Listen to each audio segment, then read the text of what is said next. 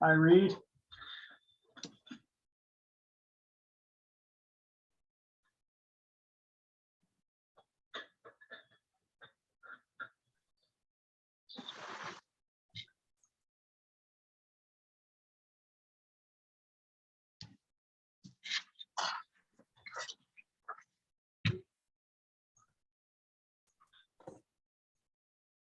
How's everybody doing? They're good. How are you? Good, just fine. Good. Are you in your city office today, or is that a background? No, I'm out of town. So Okay.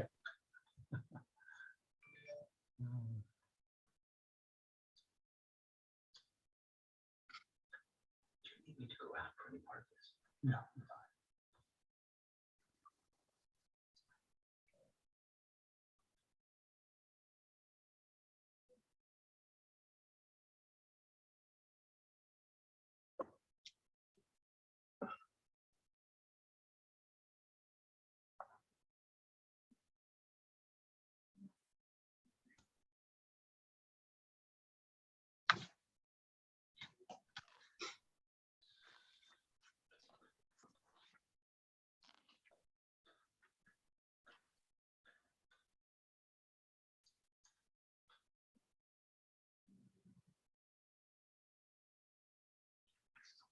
Hello, Jay.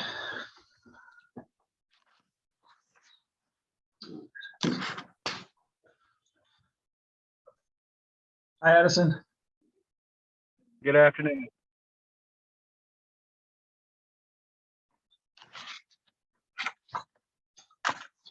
All right. The only one we're missing is Jonathan. Jariah will not be with us today. He had a family emergency come up yesterday. So Addison, our vice chair, is going to run the meeting. So we do have quorum. So if you'd like to get started, we're good to go. If Jonathan joins us, we'll welcome him then.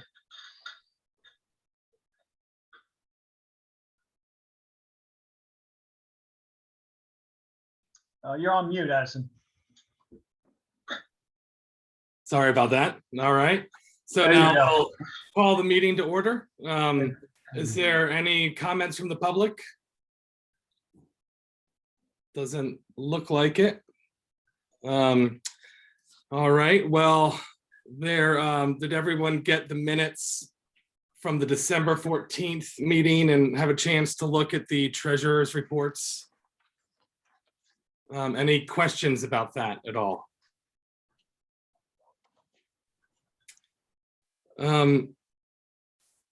I had a question actually about it, Chris. I don't have it. I'm trying to pull it up,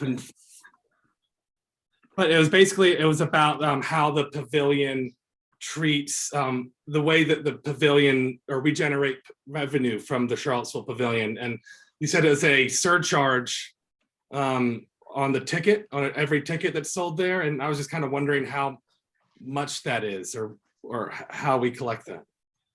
Yes, there is a ticket surcharge that they apply to every ticket that is at a ticketed event. So it doesn't apply to community events such as Fridays After 5 or other things that feel like a community. But when you come and see a national artist, there's a ticket, as there typically is at a venue, that is a venue surcharge.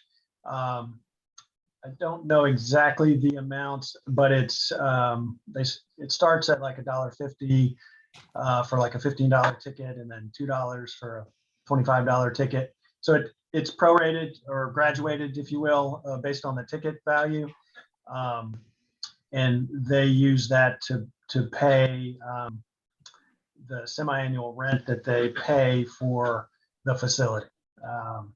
And whatever they don't collect in the ticket surcharge, they make up for somehow, but they're obligated to pay us semi-annually. And that surcharge is the mechanism that they use to generate a portion of that income. So if there's no concert in a month, there will be no revenue for that month from the ticket. That's correct. However, they are obligated to pay the amount one way or the other. Now, the exception to that is during COVID, we gave them some temporary relief, basically allowed them not to pay for a year and extended the term of their loan and just basically put them on pause for a moment. But outside of that exception, they're obligated annually to pay the base amount, whether they have an event or not. So it's in their interest to have events. They generate the surcharge and are able to pay the loan back. I had one more question about just the maintenance fund deposit interest earned revenue. And you might, I'm showing in November, it's the $7,589. And it looks like it's pretty much, we get that revenue every month. Sometime in December, it was only 968, and just wondering what that line item was. So there's a maintenance fund that is also funded by based on tickets sold at the pavilion. And so for every ticket sold, $1 goes into that fund. And so depending upon how many events are had the month previous or the 2 months previous, depending upon the reporting period, an amount will then be deposited in the maintenance fund, which is intended to handle large repair items, and just to kind of have a reserve for those items so they don't sneak up on you, so to speak. Okay, so that's just the interest we're earning each month. And we do earn interest on that. It gets applied once a year. It gets applied back to the base, to the principal of the loan, but during the year it accumulates in the facilities maintenance fund. Okay, thanks. You're welcome. Any other questions or follow-ups about the treasurer's reports? All right, seeing none, is there a motion to accept the minutes from December 14th, 2021, and the treasurer's report? So moved. All right, second? Second. Second. All in favor, say aye. Aye. All right, any opposed? All right, so the consent agenda is approved. And we have, looks like, an item of new business here with the Friends of Downtown Seville giving a presentation. So turn it over to Chris for that. Okay, yes, thank you, Addison, and welcome, Jonathan. Glad you were able to join us here. And so we're gonna have a guest presentation today. Mr. Michael Kaplan will be giving that. He's here with me today, so I'm gonna vacate my seat and let him hop into it. He had a commitment that was time sensitive on either side of this, so instead of doing it from another location, he decided to join here for ease of access. So the Friends of Downtown Seville is a newish group. I'll let Michael tell you a little bit about them, but they are working to help improve the environment in the downtown area in general, and are doing some interesting things. And I thought it would be useful for you all to hear and just be aware of some of these activities. And the timing worked out well so that we could have Michael join us today. So he has a brief PowerPoint that I will share on the screen, and then we will get Michael in the seat here and get going. So just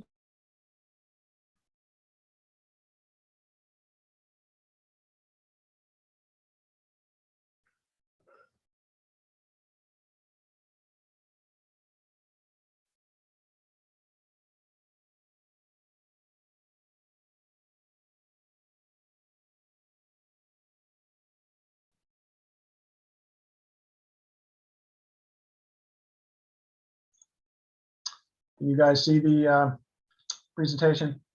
All right, we're good. All right. And what's the up and down button? It's on there. Great. So I give you Michael Kaplan. Greetings. Thank you, Mr. Engel, for inviting me. Thank you. I don't fit in his screen though. Raise the chair. My name is Michael Kaplan.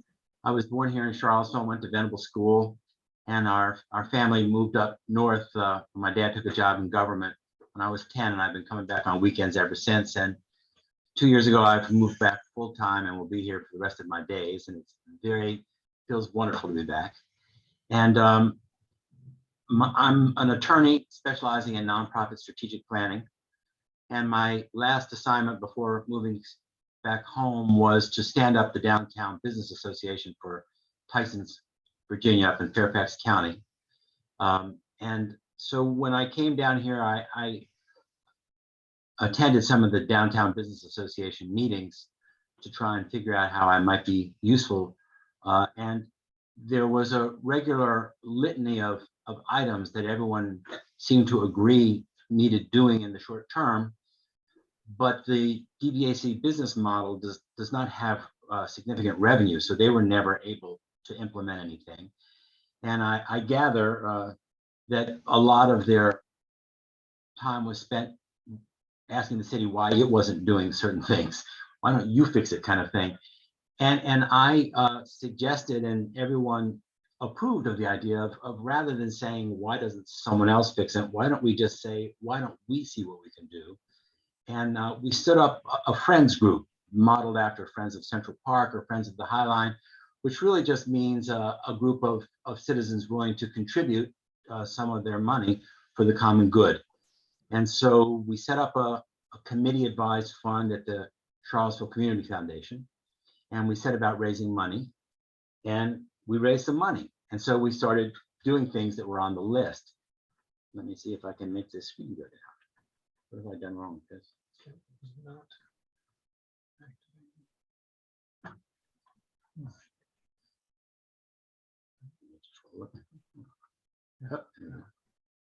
So there we are. So we launched a public-private placemaking partnership to invigorate downtown Charlottesville, working with economic development and downtown business and anyone that would talk to us about implementing a campaign that had essentially 6 ingredients, all the usual ingredients: beautification, lighting, events, infrastructure, community building, and safety. And we let it be known that we welcomed contributions, and we began getting them. And so we, how do I do this again? Like this? Oh, there it is. Now I know. So we started out with lighting. We raised the money, and then we approached economic development, and they agreed to help us with the budget. And we raised half, and the city provided half, and we put up new lighting at the 6 intersections on the downtown mall, which increased nighttime visibility, and they increase ambiance. And we've heard good feedback that people enjoy them, and that was the goal, to just make more delicious the downtown experience, because it's got a lot of allure, and it's just needs a little help these days. So then we started looking around for other things to beautify, and on the left we see bleak, and on the right we see what's possible. And we'll be installing this vinyl mural soon that's the CVS building that's had a black window for 10 years. And so it's not fancy, it's not that innovative, it's just taking the obvious and assembling the resources to get it done. Then we're working with the artists and the arts community to find ways to bring more public art to vitalize the space. A touring show of sculptures is a possibility that isn't expensive. It just requires some logistics, some management, some cooperation. And so we'll be looking to do that in the spring. It can be sculptures that join the black silhouettes that are there now, or they could even replace some if people fell in love with them. But the idea is again, to have a visit to the downtown mall include surprise and delight for the visitors. You see here in this picture, I don't think you can see my arrow, but in the middle there where the fiddler is playing, you see we've painted the streetlights green there, just to show what they would look like if they were green. They're all black now, which is what they were when it was first installed. And I've learned that there's nothing sacrosanct about that color. It's not inconsistent with the Halpern plan to choose another color. And it may be that sometime we talk with Parks and Rec, and when it's time to paint again, and see about doing a green that's a little more joyful. We hope to work with economic development and parks to bring back some more of the public seating. When you ask anyone, they say, I buy ice cream, I buy pizza, I have to stand up to eat it. And I learned that a lot of the seats were removed because there was difficulty managing who used them, and that the homeless population was sort of monopolizing them and soiling them. and that somebody thought the best solution was just to remove the chairs, which to me seems the wrong solution. You have two problems. One is seating, one is housing. Return the seating and deal with the homeless population otherwise. Don't take seating away from everybody. So this is going to be a conversation with the shop owners, with the city, to find out what makes sense and what's in inventory and what can be done at an affordable rate. Again, here you see we've painted the light post green, we've painted the trash cans green, and it just shows you that they're small little changes, but it does change the tone a little bit. The wayfinding downtown is all dated. It points to things that don't exist anymore, like the visitor center and the ice park. Its colors are faded by the sun, and that particular sign right there doesn't even tell you you're on Main Street. So to the right are not what we're suggesting. There's placeholders that's saying, imagine how much more vibrant and useful these signs could be with a little refresh. And the content is up for grabs, what it points to and what it doesn't. For example, the one on the top that shows you where the two parking garages are. If you've got a car and you arrive by car, I suspect you know where the garage is, and maybe that's not the information you need on that sign. You might need to know where the public bathrooms are. There aren't any, so that's why it's not up there. But this just shows that there's a great opportunity to enliven the space. And then easy and always popular is a rich array of diverse events that has something for everyone. So such that people say it's Saturday afternoon, let's go down and see what's doing at the mall, because there'll always be something interesting. So it can be dance, music, singing, circus acts. The Tom Tom Festival has probably already been in touch with you all about their plan for April 23rd. And that's going to be a big day-long festival downtown. And we're actually talking to a circus group about doing an hour worth of stuff there. So it becomes part of the identity of the downtown mall if it's full of surprise entertainment. And so it shall be. And then this one is a really important and more complicated one. There's a universal sense that we need a fresh approach to meeting the needs of the homeless population on the downtown mall and fostering an atmosphere that's conducive to visitors and business as well. So with help of economic development, I was introduced to City Social Services and Human Services. And I asked them, what would you like to be able to do if you could get the money for it? And they came up with a different approach, a much smaller caseload, a much more intense, proactive daily contact with every one of the homeless people on the downtown mall and the side streets going up to Market and down to Water.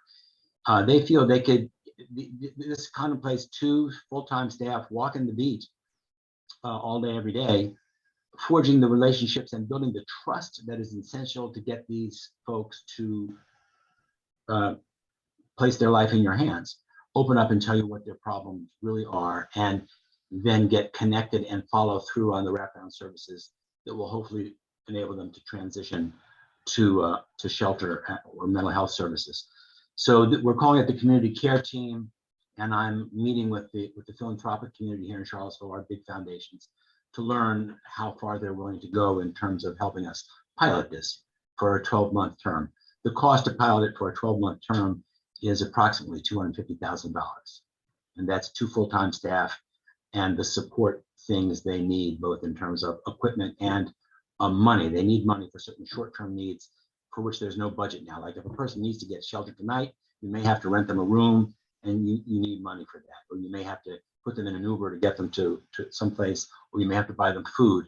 And they say that this is very important to intercepting a crisis before it turns into something else, and B, building the relationship with the people to let them know that you really can be useful to them and that they should trust you with it. So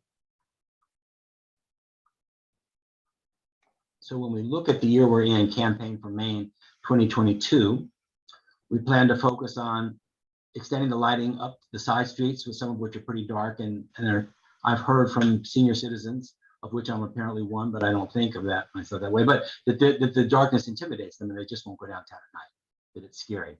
We need to get public restrooms, and everybody's on the case, and we're all looking for innovative solutions, and we'll find one because we have to. We can't be the only mall in America that doesn't have public bathrooms. You arrive by car from DC and your children probably have to go to the bathroom. The wayfinding refresh that I talked about, if we can assemble enough money, we'd like to work with economic development and anyone else to refresh the Market Street Park. There's some neglected maintenance there, and there's an opportunity perhaps someday to have a pavilion and music up there in the big open space now available. Ditto down on Water Street, where there's room for beautification, some planters, some trees, something to pop that desolate stretch. And then a marketing campaign. I'm calling it from the rotunda to the pavilion and the corner to the Belmont Bridge. But to celebrate, we have a very special downtown. We all know it. We want everyone else to know it. And so the Friends needs to support what visitor services and everyone else is doing in terms of getting out a clever, arresting message that educates people that fun is waiting for them down here. And you drive down this way, you want to go to the mall. And there are all sorts of interesting ideas that lots of people have, and we're going to help bring them forward. And then just in general, the Friends organization wants to be a regular player and provide leadership on critical issues and long-term planning. The people that live and work on the mall know some stuff that's coming down the pike that we need to have a plan for. Some of it is just deferred maintenance on the bricks or fresh coats of paints on stores that don't seem to have the money to freshen their paint, and they're looking bad, and it's making everything look bad. So we have now incorporated Friends of Downtown Seville and filed for tax exempt status. It'll be a 501c3. The paperwork's in with the IRS. And while approval is pending, we will maintain our committee advised fund at the Community Foundation so that we can apply for and receive grants during this time. And this is the mission: a public-private placemaking partnership to invigorate our downtown. We're going to do our operations through councils, subject matter councils. These are the topics that everybody talks about, and so we lump them together: outreach and inclusivity, public safety and well-being, beautification and sanitation, transit and infrastructure, communications and PR, economic development and planning. And the strategy is that the members will meet every other month, attending the council that interests them, discuss their concerns, strategize and come up with some suggestions, and then take that forward to the full board for approval and appropriation of money, and then work with the city to implement what we can. Because everybody has to own a piece of these solutions. It's not just the city. The city's resources are stretched, and this is a very wealthy community. I was told that the second largest business in Charlottesville after the university is private wealth management. So if we comport ourselves properly, we should be able to attract the kind of philanthropic dollars essential to implement a lot of this stuff. We have a very exciting board in the making. You know, a lot of the people. Charlie Lewis is co-chair with me, Hunter Craig, Keith Woodard, Chris Henry, Joan Fenton, Blair Williamson, all willing. And our business model is that those members of the executive committee have each pledged to pay annual dues of $15,000 per person in each of the next 2 years. And that money is underwriting the salary of a full-time staff person, because nothing is going to happen if there's not a person who wakes up every morning saying, this has got to get done, and driving the agenda. So tomorrow we'll be posting our job notice. So we have these eight executive committee members. They've all put in $15,000. That gives us $120,000 of opening operating capital, and we're using that to go hire an executive and to buy some part-time admin support, so that we can begin implementing as soon as possible, because there's no time to lose. And so that's what the Friends is. It's a new nonprofit dedicated to public-private placemaking partnership and enlivening our downtown and celebrating the asset that it is, and looking for ways to be more inclusive and lure everyone back down to the mall. And I'm open to any questions. Oh, I left out one important thing. From here, as Chris said, I'm going to a meeting of the Downtown Business Association. It is expected that they are going to tonight vote to sunset their operation and roll their members over to Friends of Seville Downtown. We don't need multiple organizations. It needs to be one. And we've been talking to many of the members of DBAC, and there's enthusiasm about this trajectory, because everyone has been a very good spirited volunteer about this, but nothing's getting done because everybody's too busy. and particularly during the pandemic, they were just trying to keep their businesses open. And so having a talented staff working on it all day, every day, 50 hours a week, we'll get some stuff done. And it's on the executive committee to keep the money flowing. Michael, how can the Economic Development Authority help you guys? Are you asking anything right now, or are you just kind of letting us know about the organization? And That's an exquisite question. Thank you. At this moment, EDA has been helping us tremendously with introductions to all the key players, and by saying it's worth their time to talk to us. And that's been wonderfully helpful. Because I am just now returning to town, I don't have the network that's necessary for this, but everyone has been introducing me to it. And the beautiful thing to behold is absolutely everyone I've asked has said, yes, I'm in. Because everyone cares deeply, and everyone knows that we sort of lost our center of gravity. And this is a new moment. We've got a new administration here in town, and the virus is passing. And so what I ask of you now is to spread the word that, you know, this is a good entity to rally around. And when we get some ideas, we'll bring them back to you, and you either will or won't be able to either yourself help us with financial support or show us where some additional financial support might be. great, yeah, I'm really hopeful for your organization. It all sounds like really great ideas. Thank you very much for saying that. Yeah, this is great. Really good job. It's exciting. Thank you. Yeah, it's very exciting. It's exciting to see how much capacity there is. The consolidated capacity of this group is mighty, and they're all willing to put their money towards it as well. And so, you know, I have a meeting tomorrow with the Manning Foundation. You don't get to meet with them unless they invite you, and now they've invited us, and that's a big deal.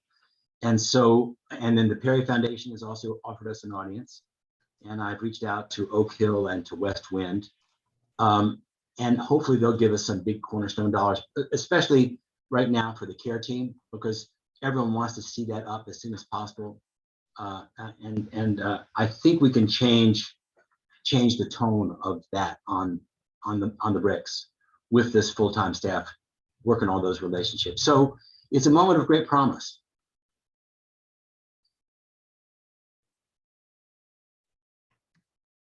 Michael, I just wanted to also add that congratulations on what you guys have accomplished already. So I'm excited to see you guys working. I agree that DBA was nice try, but not really well structured for what you're trying to accomplish.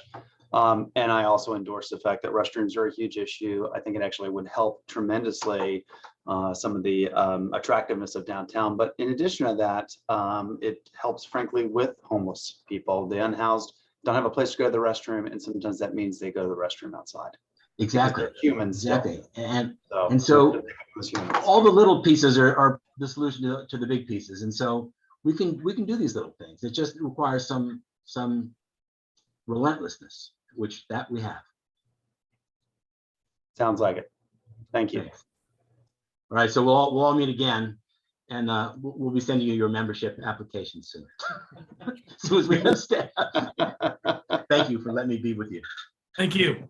Thank you very much. Thank you. Yeah, Nice that's to meet great. you. It's nice. Yeah. All right. Well, thank you all for sitting through that. Hopefully it was enjoyable and entertaining and insightful. Appreciate your participation there. And unfortunately, I wish we were in person because you could get the enthusiasm that Michael brings with him, which maybe some of that came through, but certainly not as much as if you were in the same room with them. So I will tell you that in my 17 years with the city now, the energy and enthusiasm around the downtown and business community is probably at its highest level that it's been. And I'm hopeful that it continues to grow and that this organization can be part of that. So thank you. I felt that would be useful for you all to have an overview of, and I'm sure we'll have an opportunity to chat more about it in the future. But that's our presentation for today. The only other two items under other business are kind of reminders, and let's see. So the FOIA training, I believe everybody, at least I have not heard that anybody has not completed that. So thank you all for your attention to that video session that is required every 2 years now. So it's not every year, it's every 2 years. So everybody's on the good list for 2 years if you completed it. So thank you for that. The statement of economic interest, we're due on February the 2nd.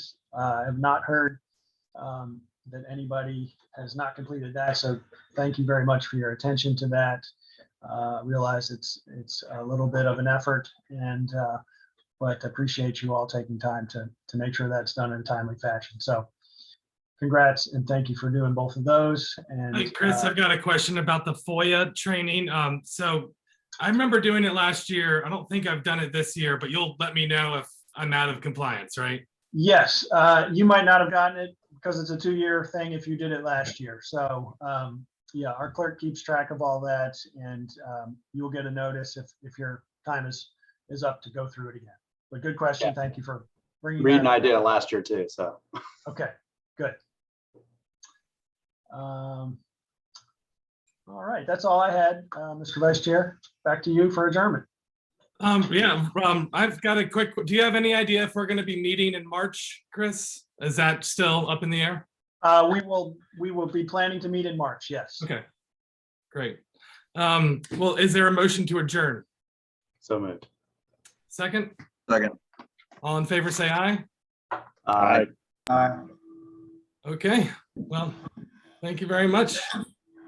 Thank you all for your attention. Chris, one quick question. Any word on getting together like in person? Is that something is that changing anytime soon? I hadn't heard any updates. Just curious. There's not been anything official. We do have an interim city manager in place now. He started last week. He's working with the 2 deputy city managers. Of course, the council needs to ultimately make the decision to open City Hall, which will open public meetings. Nothing has happened yet. We were pointing towards March, but I don't know if something's going to happen then or not. You'll be the first to know as soon as I know that we're able to re-engage in person legally, and we will do so. Until then, I think we're stuck with looking at our little screens. Just fine. Thanks, Chris. Yep, no problem. Bye-bye. All right, thank you all. Thank you.